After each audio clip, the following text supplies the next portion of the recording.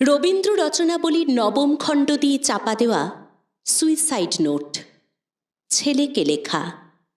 লিখে হাতে ব্লেড নিয়ে বাথরুমে ঢুকেছিলেন মাস্টার মশাই। দুপুরবেলা কাজের লোক দরজার তলা দিয়ে রক্ত আসছে দেখে চিৎকার করে ওঠে। ছেলেকে লেখা এই তার প্রথম এবং শেষ চিঠি। অরণি, আমি বিশ্বাস করি সন্তান পবিত্র জলের মতো। যদিও তোমার সঙ্গে আমার সম্পর্ক ভালো নয়, তবু তোমাকেই লিখে রেখে যাই। গত 2 বছর তোমার মায়ের চিকিৎসা বাবদ আমার যৎ সামান্য সঞ্চয় আপাতত নিঃশেষিত। চিকিৎসার ব্যয়ভার আমি আর নিতে পারছিলাম না। জীবনে তোমার টাকা ছুঁইনি, মরেও ছোঁব না। আমি আজীবন ছাত্র পড়িয়েছি, জ্ঞানও তো কোনো অন্যায় করিনি।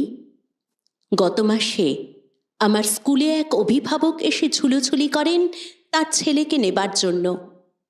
আমি প্রথম দিন ফিরিয়ে দিই, দ্বিতীয় দিন ফিরিয়ে দিই, তৃতীয় দিন পারিনি। তিনি আমাকে একটা বড় খামে 30,000 টাকা দিয়ে চলে যান। সেই টাকায় এই মাসে তোমার মায়ের চিকিৎসা চলছে। জানি না তিনি বাড়ি ফিরবেন কিনা কোনো দিন। ফিরলে বলো, পৃথিবীতে আমার বেঁচে থাকার অধিকার চলে গেছে। ইতি বাবা। যখন সারাটা দেশ দাঁড়িয়ে আছে ঘুষের টাকার উপর, তখন রবীন্দ্র রচনাবলী দিয়ে চাপা দেওয়া একটা সুইসাইড নোট। হাসপাতালে গাছের তলায় গা ছমছম করছিল।